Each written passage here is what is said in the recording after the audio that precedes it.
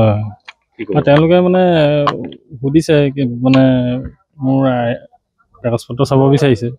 তাৰপিছত মোৰতো কাগজ পত্ৰ কি মই আই কাৰ্ডখন দেখালোঁ। তাৰপিছত কৈছে এইখন কাগজ নহয় বোলে, কিবা অথৰাইজ কাগজৰ কথা ক'লে মানে। মই ছ'চিয়েল ফৰেষ্ট্ৰি চৰুপথাৰ। বন্দুক মানে কি হয়, মই যেতিয়া কথা পাতি আছিলোঁ, মই এই খুকুৰি-চুকুৰিখিনি দেখিছোঁ হাতত আছে। বেক চাইডৰ পৰা মোৰ আমাৰ যিখিনি কাম লাগি আছিলে, তেওঁলোকে মানে দেখিছে বোলে মোৰ বেক চাইডে বন্দুক ৰাখিছে বুলি দেখিছে মানে এনেকুৱা। ভাবুকি মানে আগৰ মিটিং এখনৰ কথা কৈছে। আগত বোলে কিবা মিটিং এখন হৈ গৈছে, গম নাপায় নেকি এনেকৈ বুলি কৈছে। গছ চব কাটি থৈ গ'ল।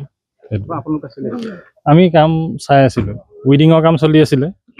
উইডিঙৰ কাম চাই আছিলোঁ। কিমান নগা লগাইছিলে ইয়ালেতো মোৰ অনুমানিকটো 30-40খন গাড়ী হৈ যাব। গোটেই ৰাস্তাটো লাইন হৈ আছে। মোৰ দৃষ্টিৰ ওচৰত মই পুৰুষে দেখা পাইছিলোঁ। যদি পাছৰ গাড়ীখনত মহিলা আছিলে মই সেইটো নাজানো। উচ্চপদস্থ মোৰ লগত আমাৰতো ৰেঞ্জ অফিচাৰৰ লগত আছিলে। ৰেঞ্জ অফিচাৰ আছিলে আপোনাৰ, আমাৰ ফৰেষ্টাৰ 1 2জন আছিলে, মই আছিলোঁ। মই FGD হয়। চিয়াভৰ বাহিনীও আছিলে। তেওঁলোকে কথা পাতি আছে, তেনেকৈ তেওঁলোক কাষত আছে আৰু তেওঁলোকে মানে কথা চব সুধি আছে বা ইয়াত কোনোবাই গছ কাটি আছিলে তেনেকৈ। মই মানে কি হয়, যেতিয়া কথা কৈ আছিলোঁ, মোৰ ইমান ময়ো এটা বেলেগ এটা হেৰিত আছোঁ মানে 10-12জন মানুহ খুকুৰি লৈ মোৰ সেইটো ফিলিং কেনেকুৱা হৈছে মই সেইটো টাইমত মইহে বুজি পাইছোঁ মানে। মই মানে নিশ্চয় লাগিব মানে। নিশ্চিতভাৱে যোৱা কেইদিনমানৰ আগত অসম নাগালেণ্ড সীমান্ত উৰিয়াম ঘাটত যি উচ্ছেদ প্ৰশাসনে চলালে, সেই উচ্ছেদৰ পিছতে আচলতে ৰেংমা সংৰক্ষিত বনাঞ্চলত আচলতে অসম চৰকাৰৰ বন বিভাগে বনানীকৰণ কৰিবলৈ যি পদক্ষেপ গ্ৰহণ কৰিছিল সেইটো সকলোৱে আদৰণি জনাইছিল। কিন্তু অতি পৰিতাপৰ বিষয়টো হ'ল যে শেহতীয়াকৈ নগা দুৰ্বৃত্তই আহি সেই গছ-গছনিসমূহ কাটাৰ লগতে অসম চৰকাৰৰ যিসমূহ হৰ্ডিং, সেই হৰ্ডিংসমূহ আচলতে ফালি বিভিন্ন ঠাইত আচলতে অগ্নিসংযোগ কৰাৰো আমালৈ পৰিলক্ষিত হৈছোঁ। কথাটো হ'ল যে কিমান পৰ্যায়ত নগা দুৰ্বৃত্তৰ আৰু দপদপনি হ'লে অসম চৰকাৰ তথা অসমৰ প্ৰশাসনৰ আচলতে গা লৰিব, সেই কথাটো কিন্তু ৰহস্যজনক বিষয়। আমি আগৰ পৰা কৈ আছোঁ যে অসম নাগালেণ্ড সীমান্ত আন্তঃৰাজ্যিক যি সীমা সমস্যা, এই সীমা সমস্যাটো সমাধান হ'ব লাগে। সমাধান নোহোৱাৰ বাবেই এনেধৰণৰ আচলতে কাৰ্যসূচীসমূহ সংঘটিত হৈ আহিছে। তাৰ লগে লগে পূৰ্বৱৰ্তী সময়তো নগা দুৰ্বৃত্তই অসমৰ মাটিত আহি দপদপনি চলোৱা আমাৰ পৰিলক্ষিত হৈছে। আমি বাৰম্বাৰ চৰকাৰ তথা প্ৰশাসনক দাবী জনাইছোঁ যে অসম চৰকাৰ তথা প্ৰশাসন কঠোৰ হওক, এনেধৰণৰ কাৰ্যসমূহ দমনৰ বাবে তেখেতলোকে কঠোৰৰ পৰা কঠোৰতম স্থিতি গ্ৰহণ কৰক। কিন্তু এনে পৰ্যায়ে পোৱাৰ পিছতো আৰু কিমান পৰ্যায় পাবলৈ হ'লে অসম চৰকাৰ তথা অসম প্ৰশাসনে আচলতে সাৰ পাব তথা প্ৰশাসনে কাৰ্যক্ষম কৰি তুলিব বা প্ৰশাসন আচলতে কঠোৰ হ'ব, সেই কথাটো কিন্তু ৰাইজে প্ৰশ্ন কৰাটো উচিত। আৰু ৰাইজৰ মনত প্ৰশ্ন উদয় হৈছে। আৰু সীমান্তবাসী ৰাইজ আচলতে জীৱন আৰু সম্পত্তি নিৰাপত্তা সুনিশ্চিত কৰিবলৈ ছাত্ৰসন্থাই দাবী জনাইছোঁ। আৰু এতিয়া আচলতে সীমান্তবাসী ৰাইজ ভয়ত শংকিত হৈ আছে যে চৰকাৰখনৰ যিটো আচলতে যেনেধৰণৰ তেখেতলোকে কঠোৰ ব্যৱস্থা হ'ব লাগিছিল বা কঠোৰ পদক্ষেপ ল'ব লাগিছিল, সেই পদক্ষেপসমূহ নোলোৱাৰ বাবে অসমৰ আচলতে সীমান্তবাসী ৰাইজ জীৱন আৰু সম্পত্তি নিৰাপত্তা সুনিশ্চিত হোৱা নাই। ৰাইজ আচলতে শংকিত হৈ আছে। আৰু ৰাইজক আচলতে জীৱন আৰু সম্পত্তি নিৰাপত্তা সুনিশ্চিত কৰিবলৈ চৰকাৰে যেনেধৰণে ব্যৱস্থা গ্ৰহণ কৰিব লাগে, কঠোৰৰ পৰা কঠোৰতম ব্যৱস্থা গ্ৰহণ কৰিবলৈ দাবী জনাইছোঁ। নিশ্চয়ভাৱে চাওক, নগাই দুৰ্বৃত্তই আহি কিবা এটা ঘটনা সংঘটিত কৰি থৈ যাব, তাত আমাৰ যিটো আচলতে নিৰপেক্ষ বাহিনী CRPF বাহিনী আছে, সেই CRPF বাহিনীৰ ওপৰতো আচলতে ৰাইজৰ কিছু ক্ষেত্ৰত সন্দেহ নোপোজা নহয়। তেখেতলোকে আচলতে নগাৰ পক্ষ লোৱাৰ অভিযোগ উত্থাপন হয়। তেখেতলোকে যিটো নিউট্ৰেল ফ'ৰ্চ হিচাপে নিউট্ৰেলেট হৈ যি কাম কৰিব লাগে তেনেধৰণে কাম কাজসমূহ নকৰাৰো কিন্তু অভিযোগ উত্থাপন হয়।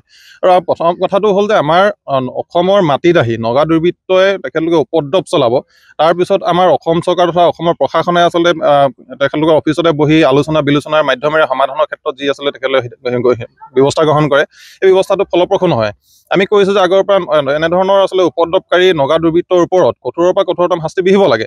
তেখেতলোকে শাস্তি নিবিহাৰ বাবে আচলতে নগা দুৰ্বৃত্তই বাৰম্বাৰ তেখেতলোকে সুযোগ গ্ৰহণ কৰি আহিছে।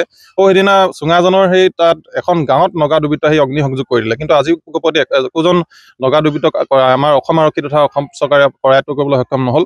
এনেধৰণৰ অসম চৰকাৰৰ হোপাঢিলা নীতিটোৰ বাবে তেখেতলোকে বাৰম্বাৰ এনেধৰণৰ সুযোগ সুবিধা গ্ৰহণ কৰি উপদ্ৰৱ চলাবলৈ তেখেতলোকে সক্ষম হৈছে। চাওক, অসম পুলিচ বা CRPF অসমৰ সৰ্বসাধাৰণ ৰাইজৰ ওপৰত বীৰত্ব দেখুৱাতকৈ नगा दुर्बृत्तर ऊपर कठोरतम व्यवस्था ग्रहण कर बृहत्तर देखा छात्र आवेदन ऑफिशियल्स की मीटिंग हो रही है, उसके बाद आपको सब चीज क्लियर कर दी जाएगी। ठीक है, बार-बार करते हैं लेकिन उसका बाद में हम लोग पूरी सख्ती से काम कर रहे हैं और अच्छे से कर रहे हैं। ठीक है, और किसी भी तरह से कोई भी कोताही नहीं बरती जाएगी, आपको बता देते। और एक अभिযোग था कि आपका जो नगा कमांडेंट है वो थोड़ा इन्फॉर्मेशन देता है उन लोगों को एक्सपर्ट किया है अभी सारी एक बार मीटिंग हो जाएगा सारा, इसके बाद आपको सब चीज क्लियर कर दी जाएगी डीसी साहब की तरफ से। ठीक है, थोड़ा संदेहजनक है, इसके बारे में क्या बोलेंगे?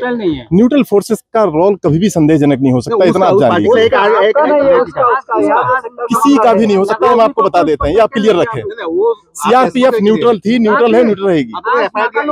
क्यों स्पॉट लेके करके ले गया हम लोग का? कहाँ पर? कहाँ पर? यहाँ से जो लोग मतलब जंगल काटने आए थे वो लोगों ने एफआईआर दिया है कि इसके ऊपर? हमने अभी वो साहब, आप एसपी साहब हैं, वो उसको एफआईआर कर रहे हैं उसको, तो वो सारी चीजें इसमें जितना भी है एविडेंस सारे ले रहे हैं और उसके बाद वो कार्रवाई करेंगे। वो एस्कॉर्ट देकर उन लगानों को ले गया है यहाँ से। एस्कॉर्ट तो कोई दे नहीं सकता। सीआर 15 किलोमीटर दूर से कैसे आया है? 15 किलोमीटर दूर से आया है। वो सारी चीजें हम लोग देख रहे हैं, अभी इन्वेस्टिगेशन उस पर चल रहा है और इसके बाद सारी चीजें क्लियर होने के बाद आपको क्लियर कर दिया जाएगा कि क्या सिचुएशन रही और क्या स्थिति रही है। ठीक है, যিকোনো খবৰৰ বাবে যোগাযোগ কৰক 7099017330 লগতে 7099017110 নম্বৰত।